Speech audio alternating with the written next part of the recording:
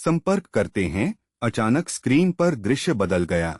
अब वहां 1 दर्जन महिलाएं दिख रही थीं, जिनमें से प्रत्येक एक डेस्क के सामने बैठी थी।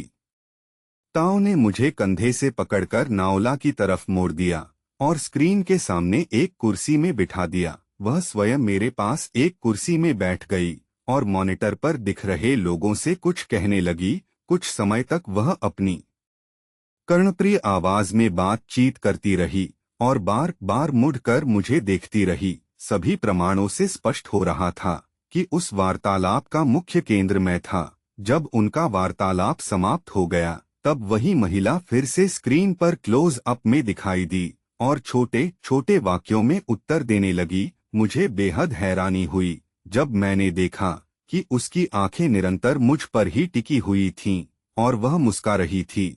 हेलो मिशेल, हम हायोभा पर आपके सुरक्षित आगमन पर आपका स्वागत करते हैं। उसने मेरे उत्तर की प्रतीक्षा की। जब मैं अपने आश्चर्य से उबर गया, तब मैंने हृदय से आभार व्यक्त किया। इसका प्रभाव यह हुआ कि उसके साथियों के मुख से अनेकों विस्मय बोधक शब्द और वाक्यों का सिलसिला शुरू हो गया, जो स्क्रीन पर स्पष्ट नजर आ रहा था।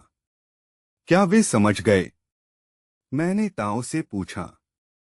दूर संप्रेषण टेलीपैथी से हाँ, लेकिन वे इस बात से अधिक प्रसन्न हैं कि किसी दूसरे ग्रह का वासी अपनी भाषा में बातचीत कर सकता है। उनमें से अधिकतर के लिए यह बहुत ही दुर्लभ अनुभव है। क्षमा मांगते हुए ताओ ने फिर पर्दे पर संबोधन किया और जो मुझे समझ में आया वह यह था कि वह कोई तकनीकी वार्तालाप कर रही थी जिसमें ब्यास्त्रा भी शामिल थी। अंत में मेरी तरफ मुस्कान देकर और फिर मिलेंगे का संदेश देकर पर्दे से दृश्य ओझल हो गया। मैं ओझल होने की बात इसलिए कर रहा हूं क्योंकि इसके बाद स्क्रीन खाली नहीं हुआ, बल्कि उसमें बहुत सुंदर और कोमल रंग और वर्ण जो नीले और हरे रंग के मिश्रण थे दिखने लगे, जिससे मेरे अंदर अपार संतोष का भाव भर गया। करीब 1 मिनट के बाद वह भी धुंधले होकर मिट गए। ताओ की तरफ मुड़ते हुए मैंने पूछा कि इसका क्या तात्पर्य था। क्या हम लोग किसी अन्य अंतरिक्ष विमान से मिले थे और यह आखिर क्या था? हायोभा मिशेल, यह नाम है जो हमने अपने ग्रह को दिया है, ठीक जिस तरह आप अपने ग्रह को अर्थ कहते हैं।